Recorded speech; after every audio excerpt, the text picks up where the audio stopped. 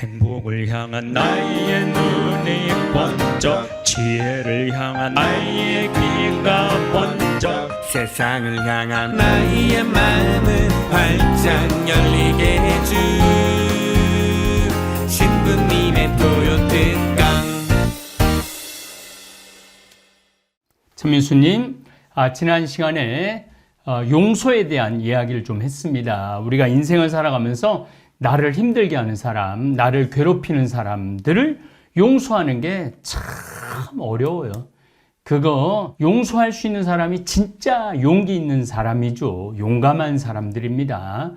그런데 대개는 나한테 잘못한 사람, 나를 괴롭히는 사람, 나에게 해를 끼치는 사람들한테 응징해 거기에 합당한 벌을 주는 거, 그게 보통 인간의 도리라고 그러긴 좀 그렇고 순리. 보통 중국, 동양에서는 친구를 죽인 원수나 부모를 죽인 원수들, 또 자식을 죽인 원수들이 있다면 반드시 그 원수를 죽여야만이 그게 도리라고 생각을 했죠. 그리고 또 저도 잠비아를 왔다 갔다 하지만은 이쪽 부족에서 이쪽 부족 사람을 한 명을 죽이면 이쪽 부족 사람은 두 명을 죽여야 돼요. 그게 도리라고 생각을 하는 거예요. 더욱이 남수단 같은 경우는 10명을 죽이면 반대쪽 부족을 20명을 죽이고, 이쪽에서 20명을 죽이면 이쪽에서 40명을 죽이고, 그런 악순환이 되죠. 그래서 그 폭력의 고리가 끊어지지 않는 거예요. 그런데 예수님께서는 이렇게 말씀을 하십니다. 원수를 사랑하라고. 너에게 죽음을 안겨주는 사람, 그런 사람마저도 용서하라고 이야기를 합니다. 오리를 가자고 그러면 심리를 가지고, 왼뺨을 때리면 다른 뺨을 돌려주고, 겉옷을 달라고 그러면 속옷까지 내주라는 정말로 받아들이기 힘든 가르침을, 정반대의 가르침을 우리에게 주시죠.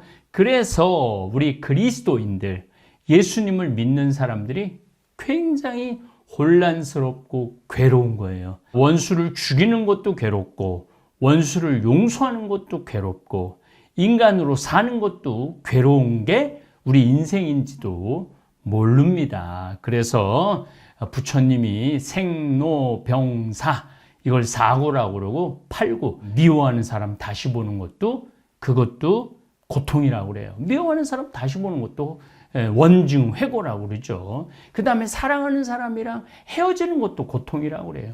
그걸 애별리고라고 그러죠. 오음 성고. 그러니까 우리가 눈, 코, 입, 육신을 가지고 받는 유혹들, 뭘 입을까, 뭘 먹을까, 이것도 고통이라고 그래. 구둑불고라고 구하나 얻지 못하는 거. 요즘 아마 이 강의가 나갈 때쯤 되면은 우리나라 국회의원 선거 한참 시작할 거예요. 수많은 사람들이 출마를 하고 국회의원이 되고 싶으나 당선하지 못하는 사람들이 겪는 고통. 그래서 사고, 팔고라고 그럽니다. 그 중에 원수를 사랑하는 일. 그것도 참 힘든 일이죠. 제가 지금 우리 다볼사이버 교우들하고 우리 유튜브 구독자님들하고 지금 용서, 그 다음 반성을 해야지 용서를 해주죠. 반성을 하지 않는데 용서한다라는 거는 그거는 안 되는 거예요. 반성이 전제돼야지 용서가 가능하죠. 용서를 구하고 난 다음에 그 사람이 이해를 해줘야 돼. 내가 어쩔 수 없이 죄를 짓고 나약한 인간이기 때문에 죄를 지었다는 것을 피해자가 이해를 해줘야 돼요. 이해를 해주고 난 다음에 그 다음에는 화해가 필요한 거예요. 그래서 반성, 용서를 구하고 그 다음에 피해자가 이해를 해주고 그 다음에 서로 화해를 할 수 있는 거예요. 화해를 하고 난 다음에 죄를 지은 사람은 보속의 생활을 해야 돼요. 보속의 생활이라는 게 뭐냐면은 내가 상대방의 자식을, 내가 미량이라는 얘기를 지금 계속 하고 있는데, 준이라는 그 7살짜리 아이를 죽인 그 웅변학원 원장은 보속의 생활을 해야 돼요. 아프리카 가고 봉사활동을 하든지, 나환자들을 위해서 봉사활동을 하든지, 자기가 벌은 시간, 재정, 모든 것들을 가난하고 고통받는 사람들을 위해서 보속의 생활을 해야만이 하나의 완벽한 우리 인간으로서의 도리, 순리가 갖춰지는 거 아닌가 그런 생각을 저는 합니다. 그래서 반성을 이제 여러분들도 저도 반성해야 돼. 내가 이제까지 50평생, 60평생, 70평생 살아오면서 특별히 인간적인 나약함 때문에, 인간적인 욕심 때문에 내가 잘못한 거 없는가 반성을 하고 그 다음에 용서를 구해야 돼요. 또 용서를 구하면은 또 상대 피해자는 용서를 해줘야 되는 숙제가 있죠. 용서를 할 때 참 평화를 누릴 수 있죠. 그러고 난 다음에 서로 이해를 구하고 난 다음에 또 화해를 하고 난 다음에 보속의 생활을 해야 돼요. 제가 뭐 세상에 이런 일인가라는 제가 요즘 아주 즐겨보는 거에 어떤 아주 재미난 장면을 봤어요. 어떤 분이 자기 집에 향이 나는 거야. 향 냄새가. 미칠 정도로. 그래서 거의 막 펑펑 울더라고. 가슴이 답답하다고.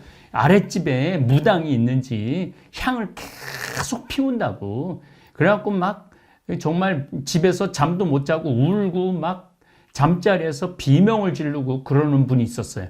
그래서 아래층에 내려가고 저 인간들이 향을 2시, 밤 11시, 12시, 새벽 2시에 피운다고.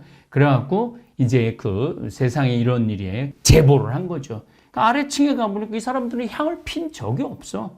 향을 핀 적도 없고 그런 걸 한 적도 없어. 그런데 그냥 죽일 놈, 살릴 놈 그래가면서 이제 층간 걸로 냄새가 나면 막 이 발을 아래층에 쿵쿵쿵쿵 울려갖고 아래층 사람들도 괴롭힌 거죠.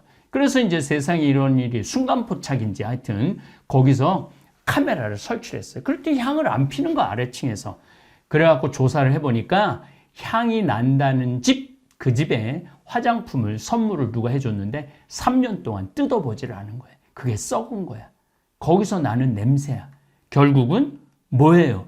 자기 집에서 나는 냄새인데 다른 사람한테 전가를 한 거죠. 그리고 이제 결국은 동네 전부 다 떡을 돌리고 용서를 청하는 장면을 보면서 참 밀양이라는 영화를 보면서도 많은 생각을 했지만 그 장면을 보면서도 어찌 보면은 우리가 오해를 통해서 나의 잘못을 통해서 나의 약점을 통해서도 우리가 세상을 미워하고 분노하고 증오하고 그러는 경우도 있는 것 같아요. 그래서 우리가 항상 몸가짐을 조신하게 해야 되고 조심해야 되고 이웃에 대한 말을 할 때 뭐 제가 이제 요 강의 안에서도 한 번 더 남의 눈에 있는 티끌은 보면서 자기 눈에 있는 들보는 못 본다는 마태복음 8장 예수님 말씀을 또 아주 여러분들한테 장황하게 한번 설명을 드리도록 하겠습니다. 우리가 인간은 이 세상을 살아가면서 도저히 용서할 수 없는 고통을 겪는 경우가 많습니다. 특별히 내 사랑하는 가족, 자녀, 아들, 딸, 아내, 부모의 억울한 죽음을 지켜본 사람들은 예수님 아니면 이겨낼 힘이 없기 때문에 예수님에게로 기위하고 용서를 하고 평화를 되찾으려고 노력을 합니다.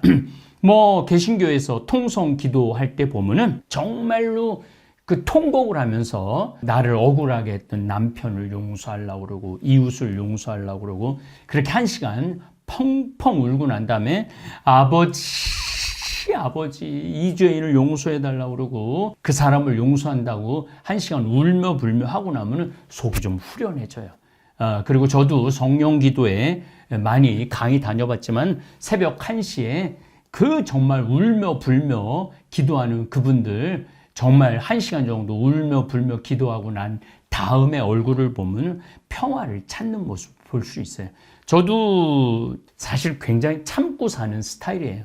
참고 사는 스타일인데 1년 한 번 막 쌍욕도 하고 소리도 지르고 막 미친놈이라고 그러고 죽일 놈이라고 그러고 다 나쁘다고 그러고 막 차 안에서 소리 지르고 나면은 한 30분 소리 지르고 나면은 속이 후련하더라고요. 뭐 보는 사람 앞에서는 못 그러지만은 차 안에서는 나 혼자 그럴 수 있으니까 저도 그 짓을 합니다. 그런데 그러고 나면은 속이 후련하더라고요. 어쨌든 예수님 안에서 용서를 하고 나면 소리를 지르고 나면은 울고 나면은 평화가 오기도 하죠. 결국 예수님에게로 귀한 신의 전도연은 눈에 넣어도 안 아픈 아들을 죽인 웅변학원 원장을 용서하기로 교도소를 방문합니다. 준의 원장이었던 유괴범은 신의 예상과는 다르게 너무 통통한 모습, 멀쩡한 모습으로 교도소 면회실에 나타납니다. 그 모습에 당황한 신혜는 하느님의 뜻과 자신의 용서에 대한 이야기를 하려고 막 해요. 난 이제 내 아들을 죽인 당신을 용서하러 왔다.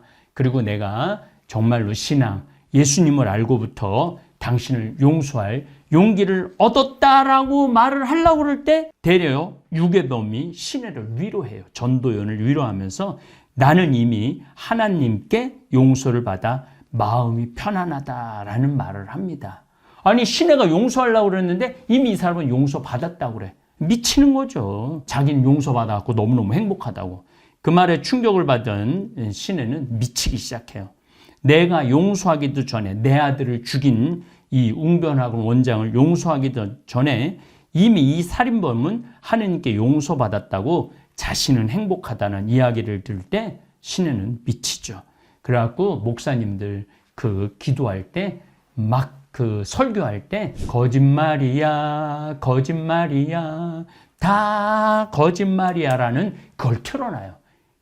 목사님들 우리 신부들도 마찬가지죠. 뭐 용서하라고 그러고 예수님의 십자가를 생각하라고 그러고 원수를 사랑하라고 그러고 왼뺨을 맞으면 다른 뺨을 돌려대라고 그러고 참고 살아야 된다고 그러고 인내하고 살아야 된다는 거 신의 입장에선 다 전도연 입장에선 다 거짓말이라는 거죠. 나를 너무 괴롭혀 내 인생 자체가 엉망이 되었는데 그 못된 인간이 어른이 되어 너무 멀쩡하게 가정을 이루고 행복하게 살고 있는 모습을 보면 분노하게 됩니다. 이게 무슨 얘기냐면은 내가 중고등학교 때 나를 괴롭히던 아이가 있어.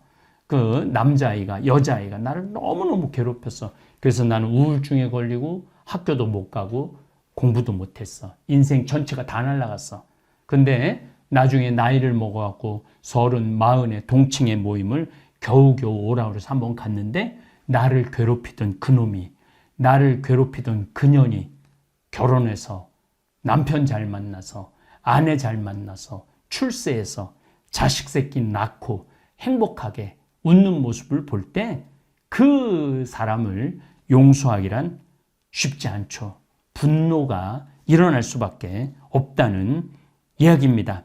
종교를 가진 후 마음의 평화를 얻고 행복하다고 신혜는 떠들고 다녔지만 사실은 아들을 잃은 괴로움을 미처 극복하지 못했던 것이죠. 그리고 그 괴로움을 극복하기 위한 유일한 방법은 유괴범을 자기 입으로 직접적으로 용서하는 것이었지만은 자신이 용서하기도 전에 이미 하나님께 용서를 받았다며 편안한 얼굴로 등장하며 그것도 웃는 얼굴로 등장을 하는 유괴범의 모습에 그녀의 거짓과 허위가 또다시 무너지고 맙니다. 사실은 진심으로 용서한 게 아니죠. 진심으로 했던 게 아니죠. 그 종교적인 분위기 또 자기가 편안하려고 했던 것이지 정말 인간의 본질적인 나약함, 인간의 근본적인 것들을 그리고 내 자식을 죽인 사람을 근본적으로 용서하지 못했던 거죠. 우리 인생이 원래 이렇습니다. 저 역시 이제까지 만난 사람 가운데 너무나 상처를 주어 알지 못하는 사람에게 대못을 받고 이렇게 멀쩡하게 살아가는지도 몰라요. 저도 상처 준 사람들, 저 자신이 굉장히 많을 거라고 생각해요. 어떨 때는 제가 그런 생각 들 때도 있어요. 제가 전국적으로 우리 천주교, 다볼 또 유튜브 구독자가 40만 명이나 되면서 사랑을 이야기할 자격이 있는가? 용서를 이야기할 자격이 있는가? 봉사를 이야기할 자격이 있는가? 희생을 이야기할 자격이 있는가? 그런 생각을 하면은 정말로 어떨 땐 끔찍할 때도 있어요. 끔찍할 때도 내가 자격이 없음에도 불구하고 정말 이렇게 위선 속에서 사는 거 아닌가라는 두려움이 저를 감싸기도 합니다. 항상 조심하고 그래서 우리 인간은 조심하고 겸손하고 용서를 청해야 하고 잘난 척, 아는 척, 가진 척 이런 거를 하지 말아야 되는 이유가 바로 여기 있습니다. 여러분들 이제 다음 시간에는 미션이라는 1986년 제가 신학교 3학년 때 개봉한 로버트 드니로, 제레미 아이언스, 리암 니슨. 지금 리암 니슨은 다 늙어갖고 여러 가지 테이큰이라는 1, 2, 3라는 영화를 찍어갖고 유명했지만은 벌써 30년 전, 거의 40년 전 얘기예요. 리암 니슨 주연의 영화 미션, 제 머리에 각인된 명화 가운데 하나입니다. 제가 그때 서울에 가서 신학생 때 영화를 봤는데 그 영화가 끝나고 다 나갔는데 전부 다 앉아서 우는 애들이 있더라고요. 전부 다 신학생들이야. 그걸 보고 신학생들이 수많은 생각을 했죠. 그래서 로드리고라는 한 수사의 어떤 용서, 그 다음에 그 보속의 생활, 그거를 잘 엿볼 수 있었어요. 그리고 또 가브리엘 신부, 오보에라는 그 연주를 원주민들 과라니족이라고 그러는데 그 원주 따라라라라 그런 오보에 여러분들 그 물가에서 연주한 거 여러분들도 생각나실 겁니다. 나중에는 이 곡이 넬라 판타지아라는 곡으로 사라 브라이트만 이 노래를 불러갖고 유명하게 되죠. 그래서 다음 시간에는 제가 미션이라는 영화를 가지고 용서와 화해와 회개라는 이야기를 여러분들하고 나누고 싶습니다. 감사합니다.